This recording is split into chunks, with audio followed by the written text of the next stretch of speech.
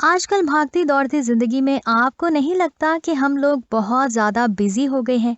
बहुत ज्यादा काम करते हैं और कभी कभी तो इतना ज्यादा काम कर लेते हैं कि हमें हमारी रीढ़ की हड्डी का ये भी आइडिया नहीं होता कि बेचारी कितनी परेशान हो रही है। एक्स्ट्रा प्रेशर डालना शुरू करते हैं और हमें स्लिप डिस्क की प्रॉब्लम होनी शुरू हो जाती है, जो हमें बहुत बाद में पता चलती है। स्लिप डिस्क क्या है, ये बीमारी कितनी तरह की होती है और ये किस रीजन से होती है और इसका इलाज कैसे किया जा सकता है। इसमें क्या क्या खाना पीना चाहिए, कैसे इससे बचा जा सकता है और ऐसा क्या करना चाहिए कि वक्त रहते ही इस प्रॉब्लम को दूर किया जा सके। स्लिप डिस्क क्या है, ये जानने से पहले हम आपकी बॉडी के स्ट्रक्चर को थोड़ा सा जानेंगे। हमारी रीढ़ की हड्डी 33 हड्डियों से मिलकर बनी होती है। ये हड्डियां एक के ऊपर एक रखी होती हैं और मजबूत मांसपेशियों जकड़ी होती हैं।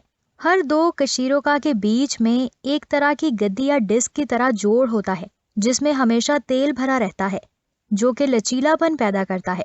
इसीलिए हमारे स्पाइनल कॉर्ड और जब भी हमें कोई धक्के वगैरह लगते हैं या कोई भी झटका लगता है, तो उन डिस्क में ऑयल होने की वजह से फ्लेक्सिबिलिटी पैदा होती है, जिससे वो हड्डी टूटती नहीं है, क्योंकि इनके अंदर एक तरह का चिकना तेल होता है और ये सभी हड्डियां आपस में एक दूसरे से लिगामेंट से अच्छी तरीके से जकड़ी और बंधी हुई रहती हैं।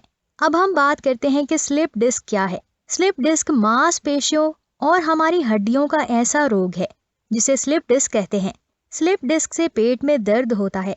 पीठ दर्द में मांसपेशियों में नसों के लचीलापन और तनाव की वजह से ये सब कुछ पैदा होता है। कमर के निचले हिस्से में जिन हिस्सों पर दबाव पड़ता है तो इसकी डिस्क में दरार पड़ जाती है और वो टूट जाती है, तो इसी चीज को स्लिप डिस्क कहते हैं। और इस डिस्क के टूटने की वजह से इसका लचीला मादा बह जाता है और दबाव पड़ने की वजह से इसमें बहुत ज्यादा पेन भी होती है।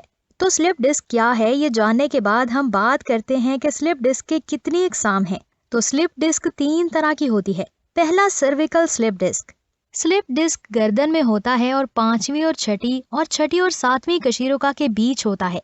इससे सर के पिछले भाग, गर्दन, कंधे की हड्डी और हाथ में दर्द होता है। दूसरा है थोरेसिक डिस्क स्लिप। रीढ़ की हड्डी के बीच के भागने या आसपास से दबाव पड़ने पर यह होता है। हालांकि इसके होने के चांसेस बहुत ही कम हैं। इससे पेट के मध्य और कंधे की एक शतर में दर्द होता है और ये टेमल से T12 के कशीरोका यानी वर्टी पीरियड के एरिया को इफेक्ट करता है। कभी कभी दर्द स्लिप डिस्क की एरिया से गर्दन, हाथ, उंगलियों, पैरों, कूल्हे और पैर के पंजे तक भी होता है। इसके बाद आता है नंबर 3 पर लंबर डिस्क स्लिप, यानी कि लंबर डिस्क स्लिप रीढ़ की हड्डी के निचले हिस्से में होते हैं।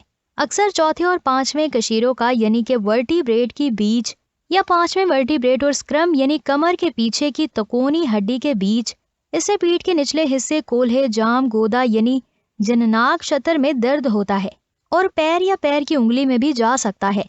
तो स्लिप डिस्क की टाइप्स के बारे में जानने के बाद ये जानते हैं कि आपको इसका पता कैसे चलेगा। जब इसकी शुरुआत होती है तो स्लिप डिस्क के रोगी को बार बार असहन या दर्द का दौरा आता है। ये सिचुएशन सालों तक बनी रहती है। इससे रोगी उठने बैठने में परेशानी महसूस करता है। थोड़ा सा भी झुकना हो, मुड़ना हो, उसे स्ट्रेस आता है और दर्द शुरू हो जाता है।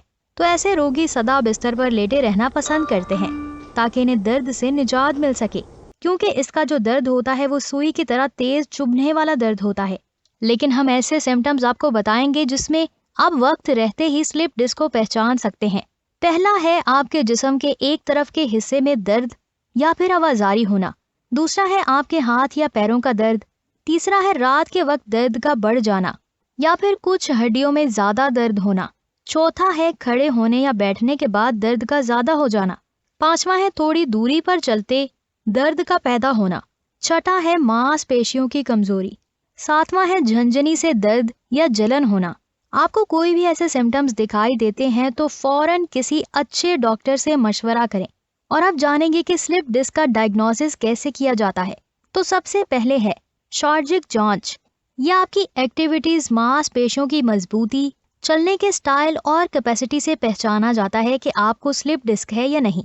एक्सरे से स्लिप डिस्क का पता तो नहीं चलता, लेकिन ये पता चल जाता है कि किसी इन वजह से पीठ का दर्द तो नहीं। तीसरा है सीटी स्कैन। एक सीटी स्कैन कई अलग अलग डायरेक्शन से एक्सरे की सीरीज लेता है और इन्हें जोड़कर स्लिप डिस्क का डायग्नोसिस करता है। चौथा है एमआरआई। इसमें कुछ रेडिएशंस को लगाकर आपका टेस्ट किया जाता है। अब इसके इलाज के बारे में जानते हैं। स्लिप डिस्क की बीमारी में मुब्तला इंसान को इस तरह के तरीके बताए जाते हैं जिससे मांसपेशियों और लिगामेंट्स मजबूत हो सकें, अच्छे तरीके से काम कर सकें। उनको पीछे झुकने वाली एक्सरसाइजेज बताई जाती हैं जिनसे उनकी हड्डियां अपनी जगह पर आ जाएं। शुरू में ये काम किसी सहारे या आसरे से किया जाता है और आहिस्ता आहिस्ता फिर इसको बिना आसरे के प्रैक्टिस करवाई जाती है। खाने पीने की अगर बात करें तो इसमें सब्जियों का रस बहुत ही फायदा देता है। इसके बाद खिचड़ी का इस्तेमाल किया जाता है। सब्जी वाली खिचड़ी कब्ज को दूर करती है, जो कि पेशेंट को आराम देता है जैसे जैसे पेशेंट अपने आप को तंदुरुस्त महसूस करता है। इसे चावल, दाल, सब्जी, रोटी दी जा सकती है।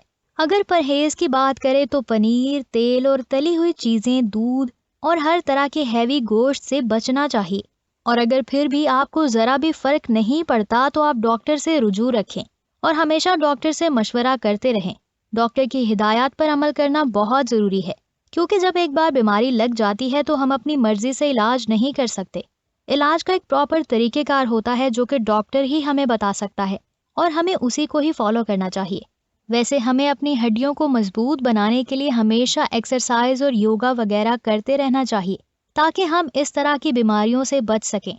हमारे जिस्म में हमेशा से फ्लेक्सिबिलिटी रहेगी जो कि हमें हड्डियों के क्रैक होने से बचाएगी और हम काफ़ी हद तक तंदुरुस्त रह सकते हैं। दोस्तों, हमारी आज की वीडियो आपको कैसी लगी नीचे कमेंट्स करके ज़रूर बताएं और हमारे चैनल स्मार्ट वर्ल्ड को ज़रूर सब्सक्राइब, लाइक और शेयर करें। अपना बहुत सारा ख्याल रखें। अल्लाह हाफिज़।